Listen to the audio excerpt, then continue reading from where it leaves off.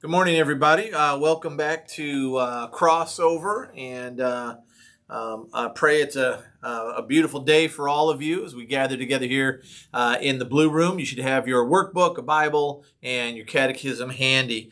Just as a quick reminder, make sure you guys are staying up on your homework. Some of you are kind of falling back behind on that. Make sure those things are getting in. Again, snap a picture of the workbook pages of the lessons completed and email or text them to me. And that information is always in the front of your workbooks on that sticker. So today we continue to work our way through the 10 Commandments. And so today we're doing Commandment number 6 and Commandment number 7. You're going to find those on page 93 in your catechism. So open up the little spiral bound catechism, page 93, and then also lesson 7 in your workbook, and that's on page 29. Catechism page 93, your workbook page 29.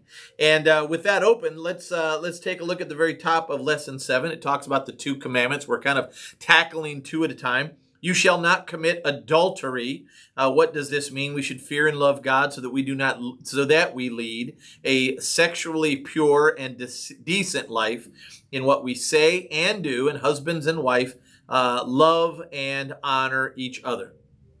Now, we're going to dig into that today. And I know that talking about things like sex is an awkward subject. But again, this is not only something that God wants us to understand, but also to have some very clear parameters for. I realize that you all are in middle school, but we also realize that we live in a world, whether it's a commercial, whether it's looking at things on the internet or watching movies, or for those of you that read books, there are often explanations of the physical interactions between people.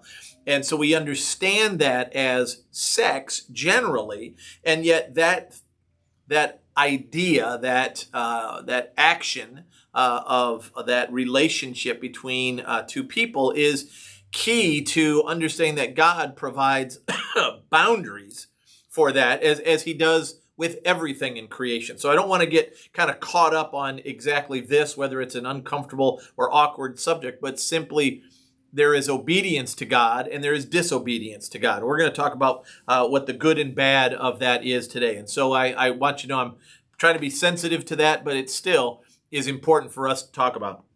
The 7th commandment, you shall not steal. What does this mean? We should fear and love God so that we do not take our neighbor's money or possessions. And it goes on to say, or get them in any dishonest way, but help him to improve and protect his possessions and income.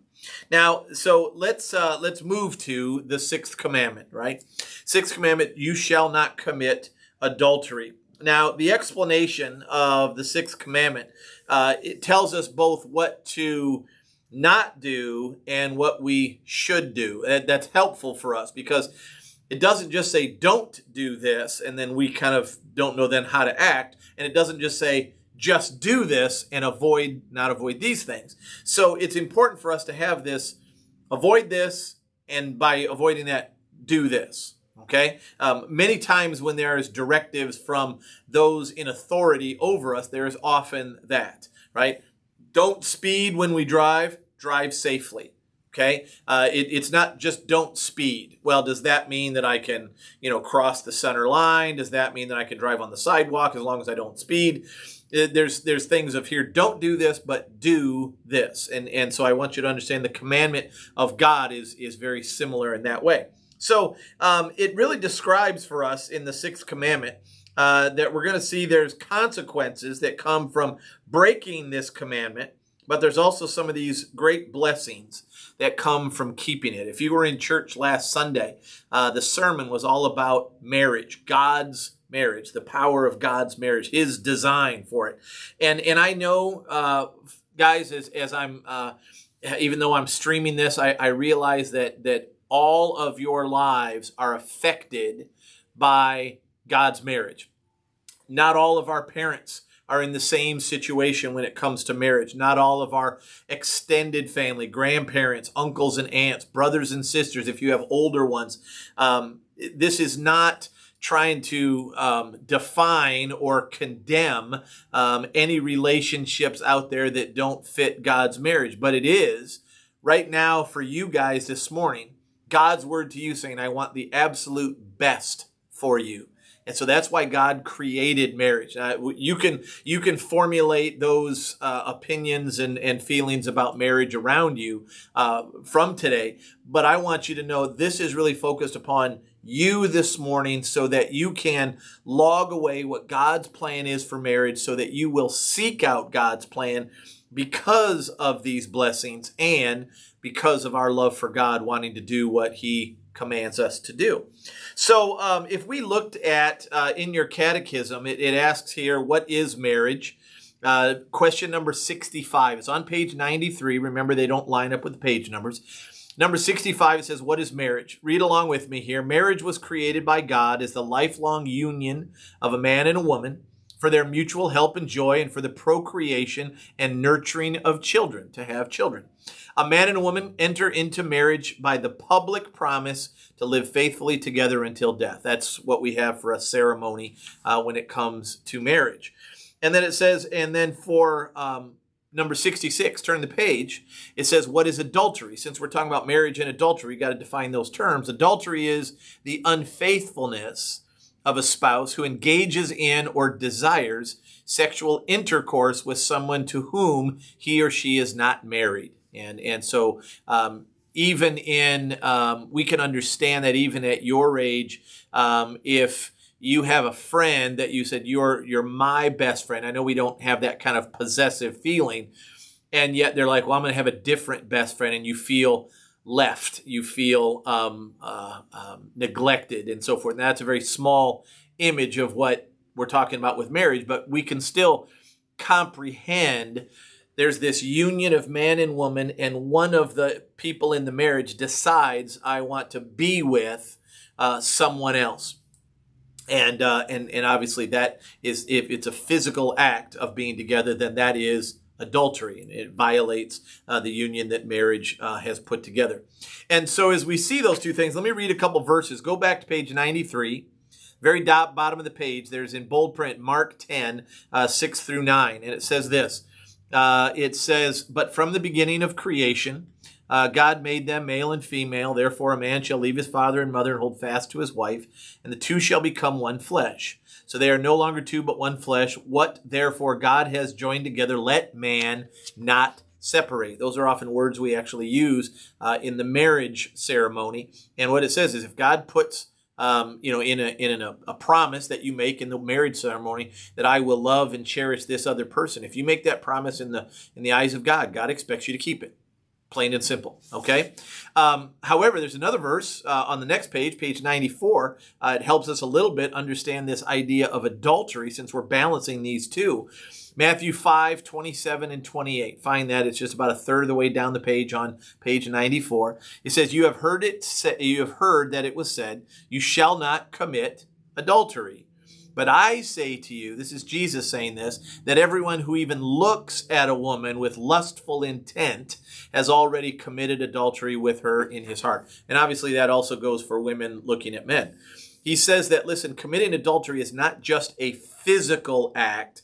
It is also have to do with fantasizing about things in our minds. And sometimes, guys, the movies we watch, the things we look at on the internet and YouTube and pictures on Instagram and things like that, for those of you that have access to those things, they will cause our minds and our imaginations to fantasize about that. And that's where we are drifting into that very disobedient, dishonorable way of picturing relationships. God says there's a good way to picture relationships and there is a sinful way. And obviously he wants us to avoid the sinful ways because he has blessings in store for us if we follow his direction. So down at the bottom of the page in your workbook, There's a series of statements that are there, and we want to just simply draw arrows one way or the other. Does this describe God's marriage, or does this describe adultery? All right, so just put a little arrow on there.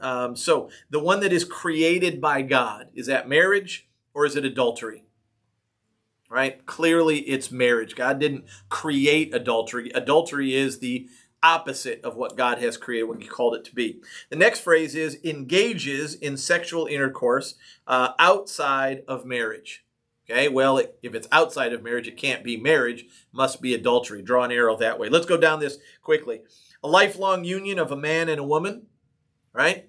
Marriage. Unfaithfulness to a spouse, that's actually what I read about adultery, so that's adultery. Man and a woman joined by mutual help and joy.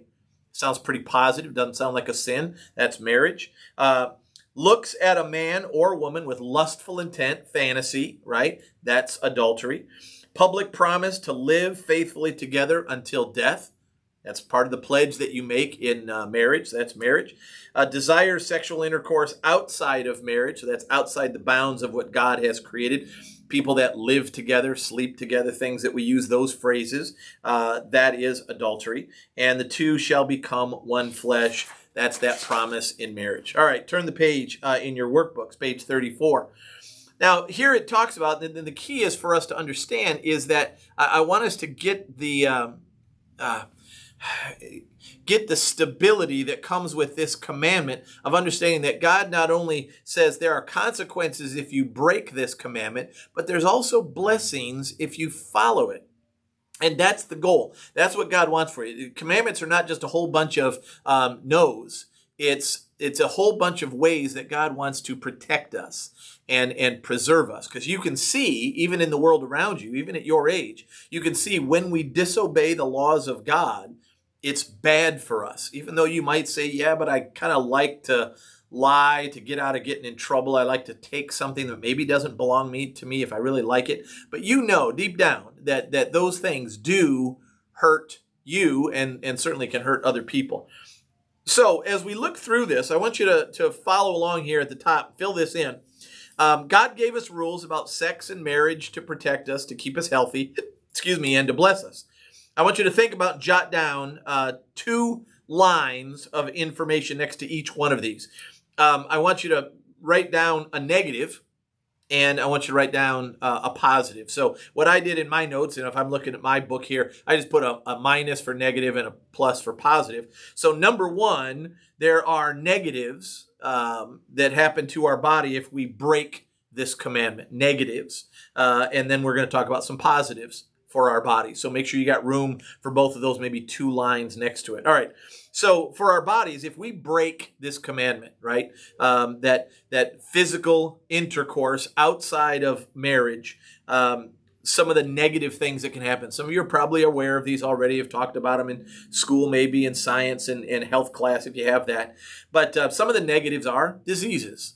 Right? When we think about some of the sexually transmitted diseases that are out there, it happens when people don't keep their physical relationships dedicated to their spouse.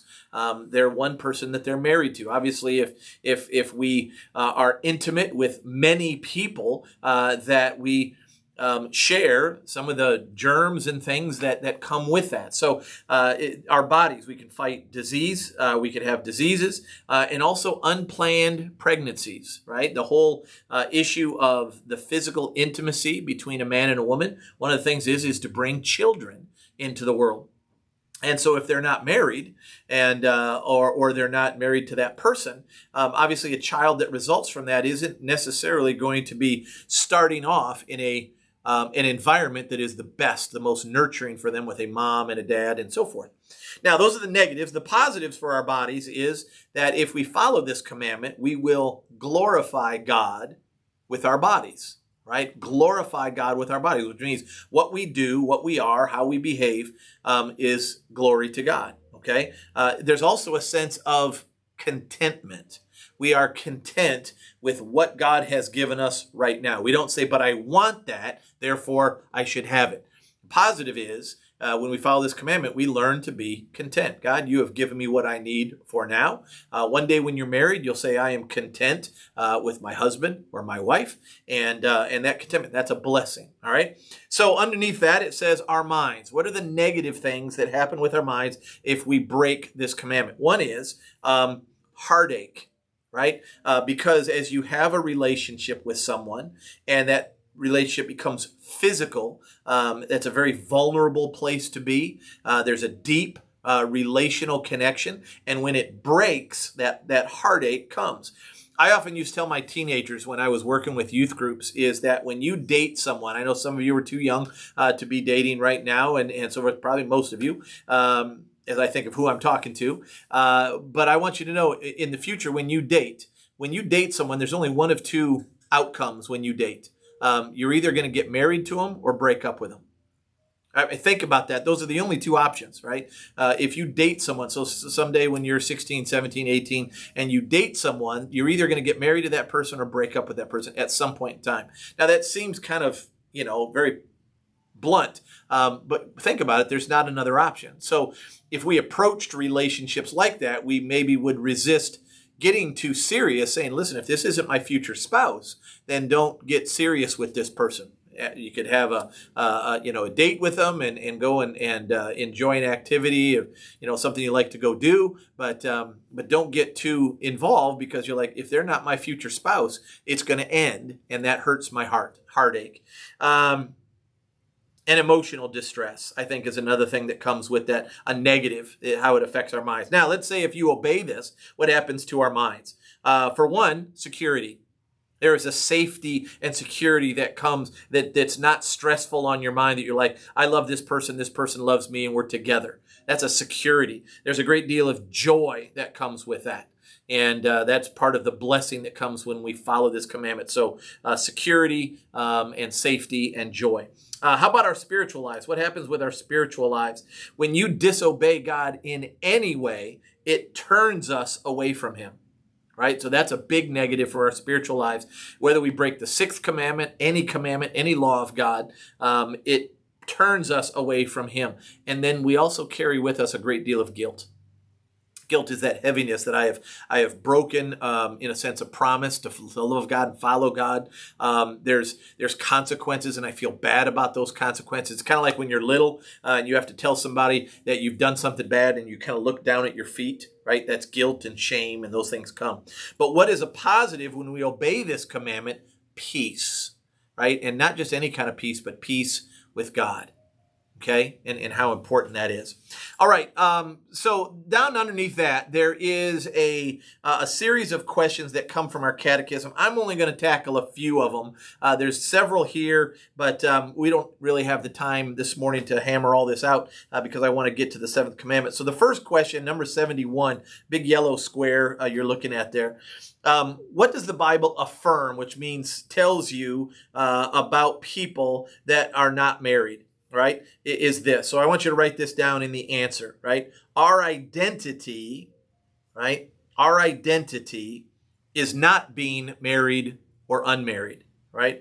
Our identity is not in being married or unmarried, but being a child of God. Write that down. Our identity is not in being married or unmarried, but being a child of God. So God doesn't command us to be married. Right? He doesn't command us to not be married. He says it's a blessing if you want it and if you choose to be, and that God provides that. But it's not a mandate from God. And yet he still provides it for us. And obviously for the procreation of children, we'd all die off as a species if we didn't have marriage and children and so forth.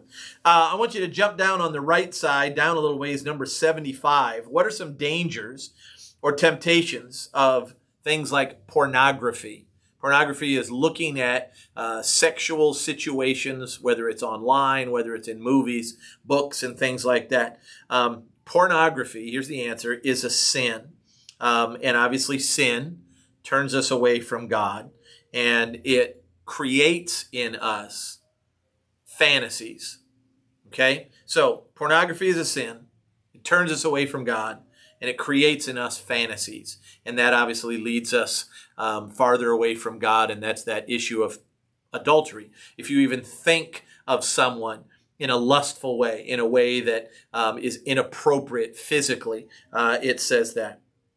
So number 72, we'll finish with that one at the very bottom right, number 72. What is the Christian view of living together apart from marriage? Living together goes against God's will for our lives. I just want to make that plain. Living together is against God's will for our lives. I know it's extremely common, and people choose to do that because they think that it's in some way easier than marriage. But the problem is it creates a huge amount of anxiety and stress and heartache because there isn't a deep commitment. That's what marriage is. And so when someone says, I want to marry you, I want to be with you for this life, living together says, I'm not sure I want to be with you. I don't think I care that much about you to make that commitment. And so it's this shallow or more shallow relationship than it needs to be. And so I always encourage people, if you feel strongly about someone, then you really need to explore marriage. That's what comes with that deep feeling, not a sense of kinda, right? There's no kinda in relationships long term. When you're dating somebody, that's all kinda, right? Just kind of going, I kind of like them. I'm learning a little bit more about them. I'm seeing what makes them tick, how I behave, and so forth. But later on one day, when you're ready, you say, well, now I'm ready to commit in that relationship. Okay, so let's put the sixth commandment away. Let's look at the seventh commandment quickly here in the last 10 minutes that we have. The seventh commandment is all about how God desires that people look after the needs of other people. We think that the seventh commandment is about just don't steal stuff. But we got to remember that stuff belongs to someone, right? And so by us not taking it, we are taking care of other people's stuff. And so that's really kind of the key. In fact, for your assignment, one of your assignments here in the space below in that box, write down some ways in which you can help protect and care for the earthly goods of your neighbor. I want you to tell me, how could you protect and care for them? Okay, those needs, those possessions, and so forth. I'm just interested to hear what you have to say. It's not just, well, don't take them. Granted, that's a good start. But how else can you help preserve them? How else can you help protect and care for them? That's what the commandment calls us to do. The next box, it focuses on question number 78 in your catechism. And in fact, if you would open up in your catechism to page 105, under the seventh commandment, it says, we know that life is not about money. It's important to us, but there's more to it than that. But we all know that money and possessions are still important. So what is it that God says about possessions, right? The things that you and I have. So I want you to write this down in that box. Here's what it is. They are the gifts. Write that down. They are the gifts by which God provides for our and our neighbor's needs. Okay? They are the gifts by which God provides for our and our neighbor's needs. That's what our possessions are for. And so we should be thankful for them. We should protect them. We should want to protect them. We should help our neighbors. And that's what you're going to kind of do with part of that assignment, is to say, how can I protect my neighbor's things? Obviously, not taking them is part of it. But if you've kind of decided I'm not going to take them, well, how else can you help them protect it, and so forth? Down underneath in that blue box says, seventh commandment is all about protecting, looking after what belongs to our neighbors. In other words, it's more than just avoiding robbery. Like I said, it's about how we live in this relationship with our fellow humans. If you remember, we talked about how the 10 commandments, the first 3 are about our relationship with God, right? Don't have any other gods, don't misuse his name, and remember the Sabbath day. Those are all 1, 2, 3 with God. And then the other 7 commandments are all about others, right? Last week we talked about 4th commandment, honor your father and mother, those in authority, and do not murder, 5th commandment. 6th one, don't commit adultery, and then don't steal. See, those are all relating to other people. So I want you to add this chart down at the bottom. So here's the things that kind of give some shape to this commandment. So jot this down. The things that we are not to take, or what does it mean to not take what belongs to our neighbor? The first thing is letter A, possessions or money. Don't take a person's possessions or money. Now, when you say neighbor, remember that from last week. A neighbor is not somebody who just lives next door to you. It's anybody else around you. So you don't take anything that belongs to somebody else, their possessions or their money. That's an obvious. Now, letter B, this one's a little trickier. This is being lazy as an employee. And you're like, wow, where did that take a left turn? When you're lazy as an employee, that's assuming that you have a job and you get paid for it. If you're lazy, what that means is you're not working to your potential. So for those of you that have ever babysat for a kid or children, and they're going to pay you, I don't know what the going rate is. Let's say it's $10 an hour, $5 an hour. Maybe you're really, really good and it's $20 an hour. But if they pay you and say, we're going to pay you per hour, we're going to be gone for 3 hours. And during those 3 hours, you spend your time on your phone watching TV and not taking care of the kids at all. The question is, do you still deserve the money? Have you worked for that money? Because if you still get paid at the end but haven't done the job very well or at all, then you are taking something that you have not earned. That's stealing, right? And I know that seems like kind of a gray area. It's not gray at all. You get paid to do a job, you do the job, you get paid. Don't do the job or don't do it very well, you shouldn't get paid or shouldn't get paid to the fullest extent. Letter C, it's about acquiring stuff, right? Not by stealing, but by lying and cheating. Right? So it's not taking it, but it is being deceitful. It is through what we call, fancy word, fraud. That's another example of what we'd see with that. So when it says don't take anything, it means money, possessions. It means being lazy as an employee, which means you're taking pay for a job but not doing the job, what was expected, or acquiring stuff by cheating or lying. When it says looking after, and this will kind of help you with the box up above, this means to look after your neighbor's earthly possessions, the things they have. You're not supposed to take them, then looking after them means those things as well. But also his income and his livelihood. And what I mean is how you speak of your neighbor even could be a way to preserve his income. For instance, if your next door neighbor is a car mechanic, right? You don't tell people lies that he's a terrible mechanic so that he loses business. To protect his livelihood would to be able to speak well of him. That even relates to the seventh commandment in that way. All right. So on the next page, I want to just touch on this on page 32 as you see this at the top. It talks about getting things online. Sometimes we download music or pictures. Sometimes we do something, it's a fancy word, it's called plagiarism. Some of you probably know that from writing classes in school. That's to copy somebody else's work and pass it off as yours. And I wrote this paragraph. You didn't really write it, somebody else did, but you're putting your name to it. That is a form of stealing because you're taking something that belongs to someone else and taking credit for it. Now, it's one thing to say, this guy read this or wrote this, and I'm going to present it, and it's his. And then you're sharing his work. But if you say, no, I wrote this, wink, wink, and I want credit for it. So getting a grade for it and so forth is stealing credit in something that you didn't do. When we steal, when we download, that's stealing, off the internet for something that we should pay for, but we found a way around it, that's stealing as well. And a lot of times when you watch a movie, they have that little FBI warning. It says that online piracy or media piracy is a crime. It's stealing something that doesn't belong to you that you should pay for. Somebody worked for it. Now, some of you might be making the excuse, well, they're rich, they're movie stars and so forth. Well, now, if we go there, we're making an excuse that says if you make a certain amount of money, then it's okay to disobey God. And if you don't make a certain amount, then you have to obey God. See, there's no line there. It's either obey or not obey, right?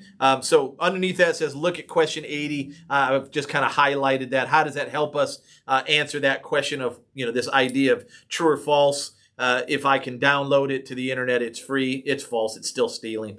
You see, taking something that belongs or is created by someone else. Jot that down.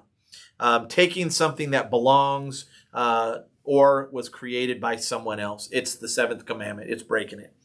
So down underneath, how does God provide for us? As Christians, we believe that God provides for us.